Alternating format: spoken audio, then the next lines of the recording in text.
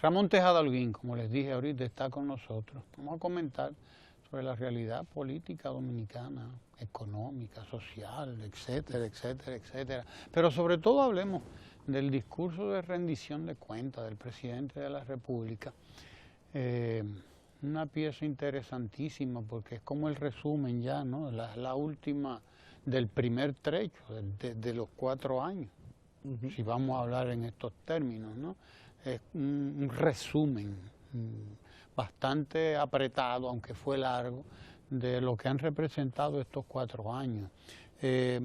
¿Cómo abordar esto? ¿Desde dónde y desde cuántas aristas? Con una idea inicial. Tú sabes que la verdad que es muy rico. Es muy rico, pero tú sabes que en República Dominicana hay muchas veces que la gente, pues hay un sector últimamente cada vez menor, que tiende a no querer creer en las cifras que se dan. Dice, no, estas son las cifras que no están ahí. Y si te diste cuenta, en el discurso del presidente, el presidente dijo, bueno, para los que no creen en cifras, les voy a decir cifras de organismos internacionales. Claro. Pero precisamente en el día de hoy sale en toda la prensa nacional el informe del Fondo Monetario Internacional, que es una revisión que se hace anualmente del país, donde ellos dicen, bueno, certifican el crecimiento del 7% del país el año pasado y auguran que este país va a tener un mejor desempeño que los demás países en cuanto al crecimiento, que para algunos se le está incluso colocando crecimiento negativo y bajo en América Latina, y a nosotros nos están poniendo alrededor del 5. Lo interesante es a qué se debe esta fortaleza de la economía dominicana, según el Fondo Monetario Internacional, y te cito, dice, la demanda se debe en la demanda interna como el principal motor del crecimiento. Demanda interna significa compra y venta en República Dominicana dentro. Apoyada por la expansión del empleo, recordemos que él dice que ha creado 400,000 empleos, y la robusta alza en el crédito.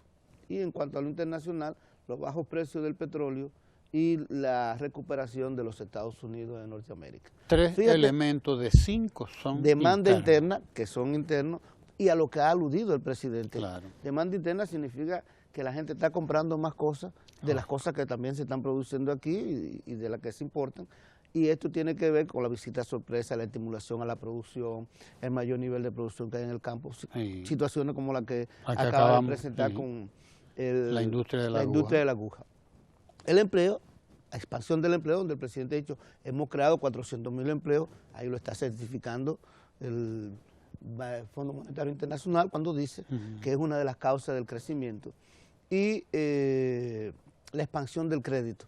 Recordemos que el presidente ha hablado de todo lo que ha significado Banca Solidaria, la Fundación Banreserva, el FEDA en el caso de la agricultura. Entonces, por ahí podemos empezar. Y el propio Banco Agrícola. Y el propio Banco Agrícola y otras instituciones ya tradicionales. Esta es la que él más ha estimulado en este contexto.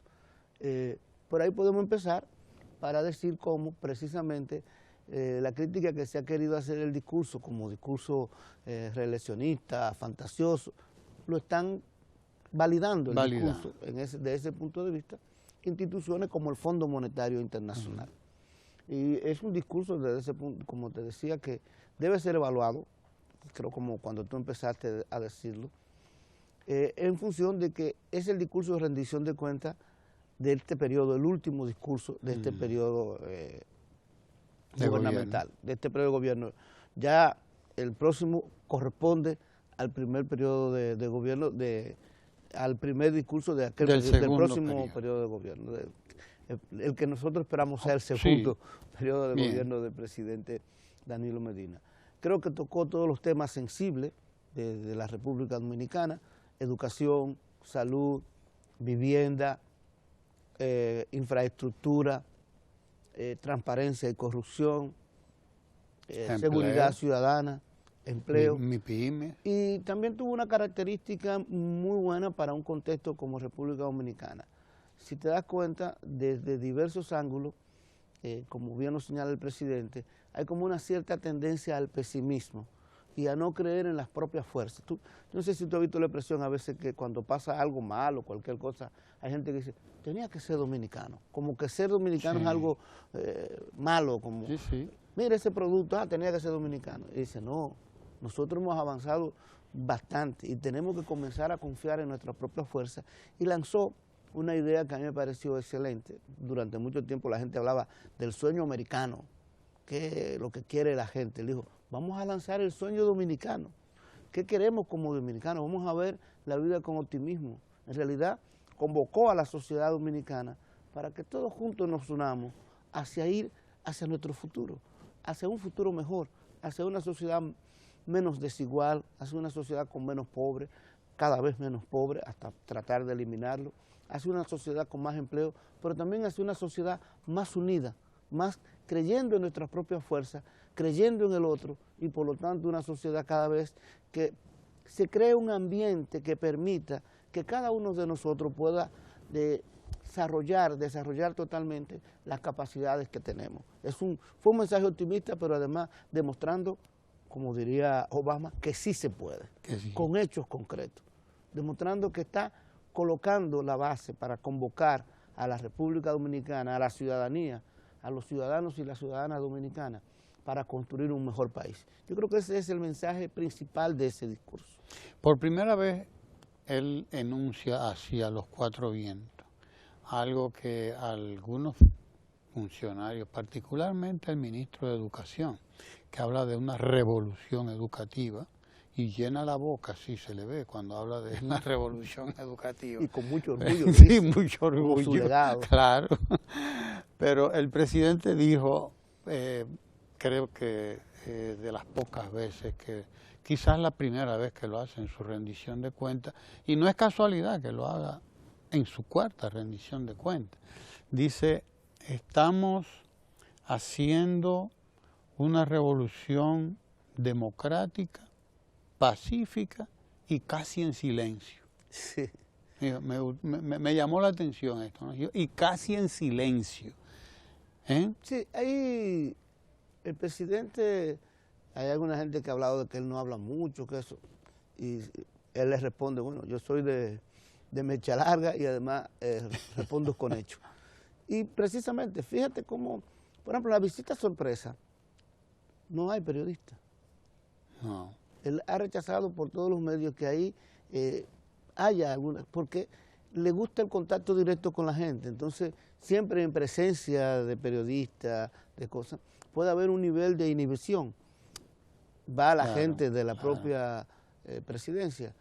Pero él tiene esa tendencia a ver que no hay que estar ostentando, haciendo ostentación de las cosas, que es a lo que se refiere con esto de la revolución silenciosa. Pero indudablemente que los cambios silenciosos o a veces invisibles sí se están viendo y son palpables. Sí. Algunos aspectos de esa revolución a mí me llaman mucho la atención. La democratización del crédito, por ejemplo, es un detalle importante. La promoción de la asociatividad, el apoderamiento de la gente. Para mí ese es una de las contribuciones más grandes que está haciendo el presidente de la República. Y durante mucho tiempo hay una discusión entre el mundo de la sociología, los intelectuales que analizan la sociedad, de cómo se dan los cambios. Para algunos a veces los cambios se dan con una revolución, que de repente ocurrieron. Hay algunos que tienen inclusive en algún momento desarrollaron la teoría del cortocircuito. Aquí la sociedad se enfrentó, no hubo nada y se avanzó hacia adelante. Hay otros estudiosos que hablan de que los cambios generalmente se van dando acumulados de manera imperceptible y de repente se desbordan. Hacen eclosión. Exactamente. Y tú dices, ay, pero cambiamos. Yo creo que en ese plano, sobre todo en el plano de las visitas sorpresa, del mundo rural, del mundo de las cooperativas, del mundo de las asociaciones, se está dando un cambio sumamente importante y que terminará impactando a toda la sociedad. Ya se está viendo el cambio, pero todavía está en el proceso en el que va a ser así y va a ser el repente que uno dice, oh, pero mira, las cosas realmente han cambiado radicalmente, porque con las visitas sorpresa, con Banca Solidaria, con la Fundación Banreserva, con estas actividades que el presidente hace, está contribuyendo a que las personas, hombres y mujeres dominicanos, precisamente comiencen a creer en su propia fuerza, a desarrollar sus capacidades y a ser más independientes, pero además a tener más vocación a ayudar al otro, a estar juntos y a depender menos del Estado. Tú no te imaginas el impacto que eso va a tener, y está teniendo, pero va a tener todavía más, en el clientelismo. Y lo voy a poner con un ejemplo gráfico, porque a veces, así como la cosa conceptual, la gente no entiende. Vamos a suponer una asociación que el presidente va y visita para lo que llaman una visita sorpresa, que son muy bien organizadas. El presidente va a esta asociación. Generalmente, ¿cuáles son las características a las asociaciones que él va? Es una asociación que tiene alguna capacidad, pues una capacidad productiva, una capacidad artesanal, una capacidad relacionada con un cultivo, alguna capacidad, algún elemento que permite trabajar y que puede elaborar, pero tiene el impedimento del crédito, del apoyo para dar el salto más grande. A veces está circunscrita en un pequeño grupo así, algunas personas nada más, venden alguna comunidad. El presidente va y lo primero que hace es estimularlo. No va donde un dirigente del partido, donde un comité de base, no. Va donde esta asociación o esta cooperativa que ya tiene un trabajo y le dice, pero esta cooperativa puede total y absolutamente expandirse, producir más, y le ayuda a producir más, con planes que ellos mismos tienen.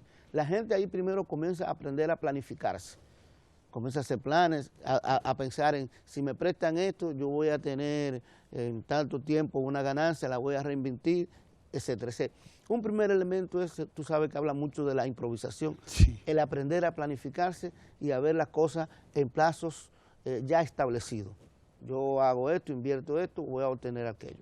El segundo elemento lo estimula a que haya más gente. Entonces hay más beneficiarios, pero además de eso, le hace que todos sean compromisarios del préstamo. Es decir, no es que la asociación, el presidente, el secretario, no, todos. Entonces con eso estimula la unidad. Claro. O sea, todos o nos salvamos todos o nos fuñimos todos. O pagamos sí, todo el préstamo, nos beneficiamos todos, pero hace que establezcan lazos solidarios. Claro. Pero además de eso, como está estimulando las capacidades que tiene, los independiza del Estado. Esas personas ya no necesitan andar atrás de un candidato y que para ver si consiguen algo, para que dame algo, mira, que si un trabajito. No, no, ellos tienen sus propias capacidades.